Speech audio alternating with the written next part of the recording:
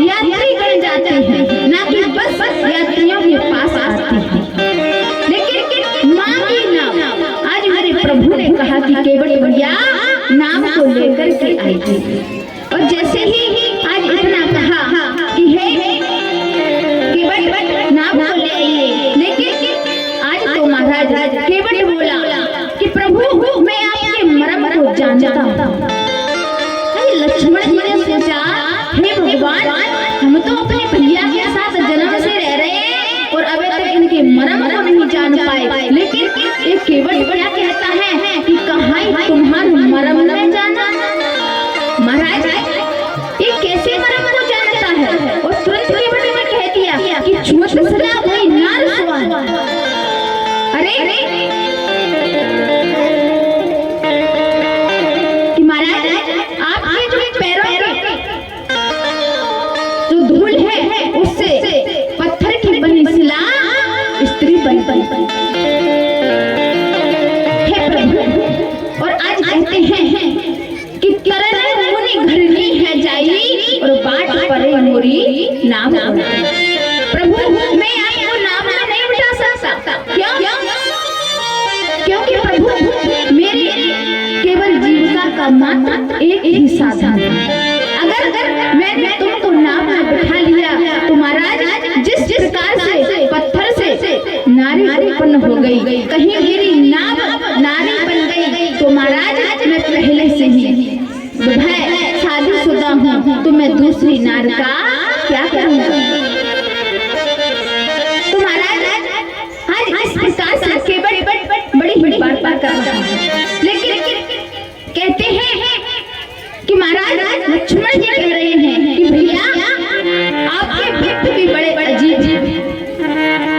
तो भगवान बोले लक्ष्मण मेरे भक्त कैसे अजीब हैं? तब लक्ष्मण जी बोले कि भैया एक को आप भेजते हैं तो जाता नहीं है और दूसरे को आप बुलाते हैं तो आता नहीं है।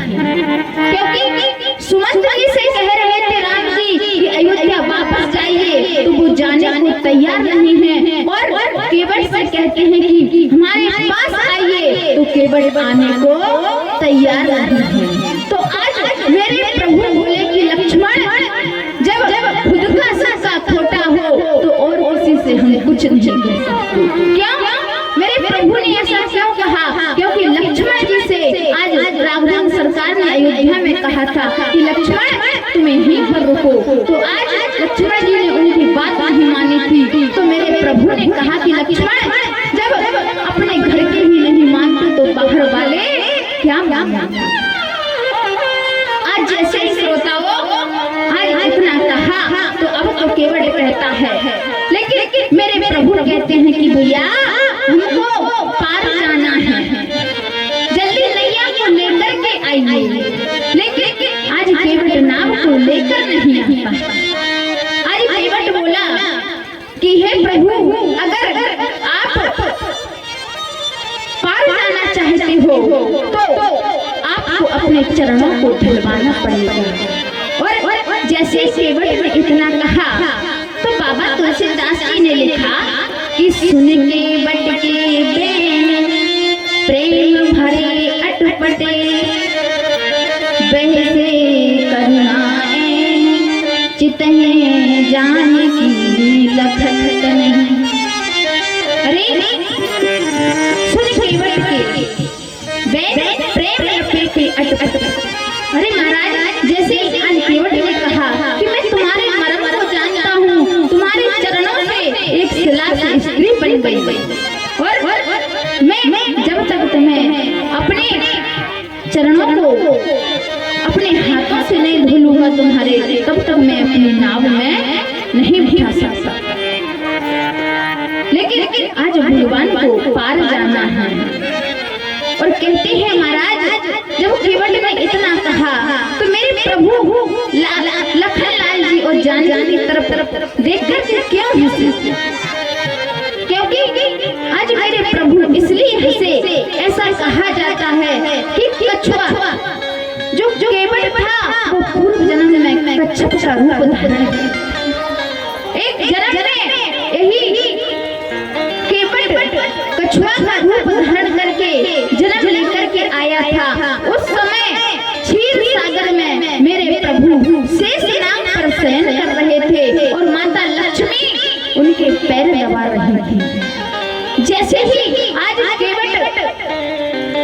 मुंह से ऐसे अटपटे वचन कर रहा है, तब मेरे प्रभु देखकर इसीलिए हंसे, क्योंकि जैसे वो कच्छप बना केवट आज प्रभु के चरणों की तरफ गया तो महाराज मैया जानकी जी विराजमान थी, लक्ष्मी जी, तो उन्होंने उस केवट को भगा दिया कि चल तू अशुद्ध है, मेरे प्रभु के चरणों को छू नहीं सकता।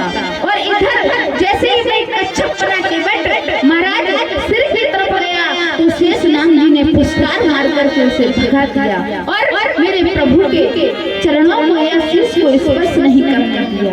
आज इसलिए महाराज आज गंगा के घाट पर वही कच्छप ने केवट का रूप धारण किया है और वही लक्ष्मी नारायण माता जानकी और राघवेंद्र सरकार के रूप में आए हैं। इसलिए आज चित्त है जानकी लखन तनय, आज मेरे राघवेंद्र सरकार जानकी जी की तरफ और लखनलाल जी की तरफ देख करके मुस्कुरा रहे हैं, क्योंकि हे शेषनाग, हे लक्ष्मण, उस जन्म में तुमने पुष्कार मारकर भगा दिया था और हे अर्धांगिनी लक्ष्मी जानकी तुमने पैरों की तरफ से भगा दिया था।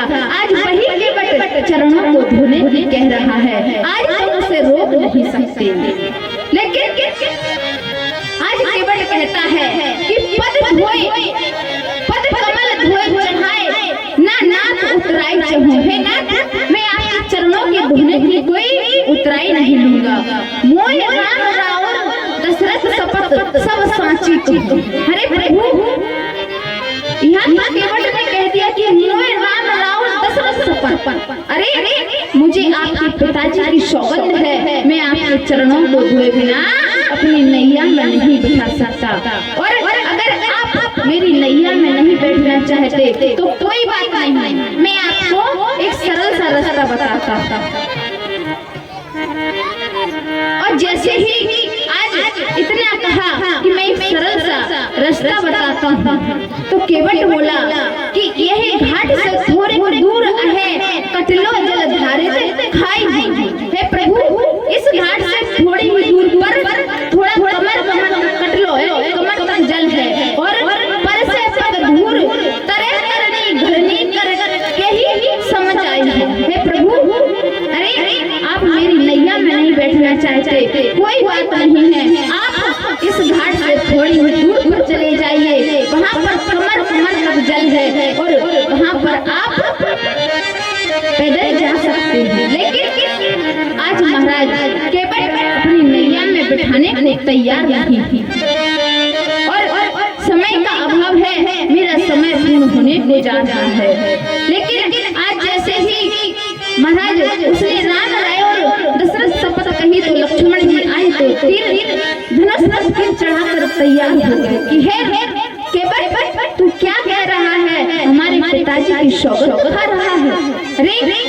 लेकिन आज महाराज केवट कहता है कि हे भैया अगर आप मुझे मारना चाहते हैं तो मार दीजिए, मुझे कोई चिंता की बात नहीं है। अगर मैं वहाँ पर जाकर मुझसे कर्मों का हिसाब या मेरी मौत का कारण पूछा जाएगा तो मैं स्पष्ट शब्दों में कहूँगा कि मरूंगा जिसके हाथ से वो रघुवीर का प्यारा है, मरूंगा जिसके हाथ से वो रघुवीर का प्यारा है और मरूंगा जहाँ पर गंगा जी का किनारा है। अरे आप मार दीजिए, मुझे कोई चिंता की बात नहीं। और अगर मर भी रहा हूँ तो मरूंगा किस कसा पर प्रभु के पांव धोता हूँ। अरे मैं कोई गुनाह नहीं कर रहा हूँ, मैं तो प्रभु के पांव धोने के ऊपर मरना ही चाहता हूँ तो मर जाऊंगा। लेकिन महाराज आज प्रभु कहते हैं कि वेद आन जल पाप खारम होत विलंब उतारम पारम। आज मेरे प्रभु ने कहा भैया तू मेरे चरणों को धोले पर मुझे महाराज गंगा जी पार कर दे। आज तो महाराज केवट मेरे प्रभु के चरणों को धोने लगा और क्या कह रहा है, बाबा तुलसीदास जी लिखते हैं चरण सरोज पधारन लागा, चरण सरोज पधारन लागा।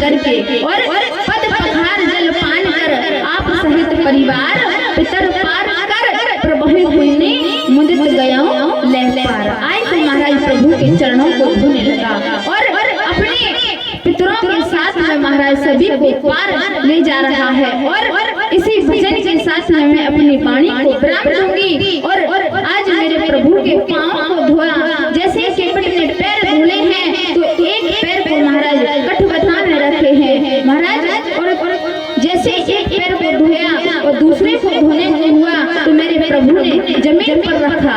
लेकिन आज केवट कहता है प्रभु आप जमीन पर रखोगे तो एक पैर गंदा हो जाएगा, आप इस पैर को ऊपर खड़े खड़े रहो। तो महाराज कहते हैं जब कोई एक पैर पे भरभरा होता है तो उसे सहारे की आवश्यकता होती है। तो आज केवट ने कहा कि प्रभु आप मेरे सर का सहारा ले लीजिए। और आज मेरे राघवेंद्र सरकार केवट के शीश पर दोनों हाथों को रख करके आज ऐसे खड़े हैं। आज देखिए उस केवट के धन्य भाग महाराज कि जिसके ऊपर एक हाथ नहीं रखता है, लेकिन केवट के शीश पर दोनों हाथों को रख के मेरे राघवेंद्र सरकार खड़े हैं। और अब तो महाराज वही केवट चरणों को धोकर के अपनी नैया में नौका में बिठा करके और महाराज श्री रामचंद्र जी को आज गंगा जी के पार ले जाना चाहता है। और हम सब भी महाराज उसी भक्तिमयी ज्ञान गंगा रूपी नैया में बैठ करके इस भव सागर से पार चलते हैं। तो आज केवट बड़े भाव के साथ उस नैया को गंगा मैया में घुमा रहा है। तब केवट बोला, आज मेरे राघवेंद्र सरकार कहते हैं भैया तुम हमें इस गंगा मैया में क्यों घुमा रहे हो, इस घाट से ले जाता है उस घाट पर लाता है। तब आज राघवेंद्र सरकार से केवट बोला कि प्रभु आप तो इस जीव को 84 लाख योनियों में भटकाते हैं। तब जीव तो नहीं कहता कि आप मुझे 84 लाख योनियों में क्यों भटका रहे हो। अरे मैंने इस नैया के 2-4 चक्कर लगवा दिए तो क्या हो गया। तो महाराज आज केवट नैया को चलाता है और बड़े भाव के साथ गाता है, कैसे मेरी नैया सभी लोग बड़े भाव के साथ ताली बजाते हुए मेरी नैया में लक्ष्मण राम गंगा मैया धीरे तेरी नैया में लक्ष्मण राम गंगा मैया धीरे जय हो। तेरी नैया में लक्ष्मण राम गंगा मैया धीरे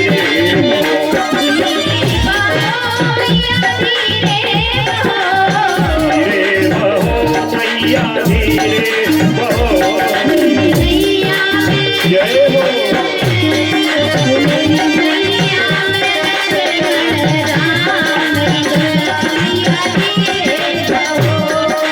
नैया में लक्ष्मण राम गंगा मैया धीरे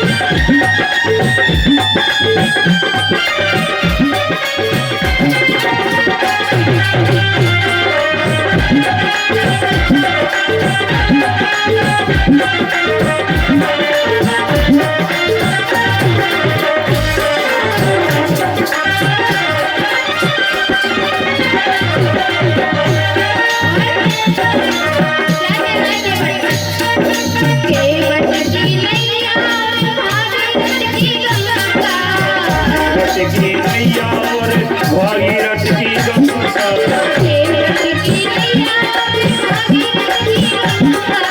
केवट की नैया और भागीरथ की गंगा राजा दशरथ के राजा दशरथ के मन राम दशरथ के गंगा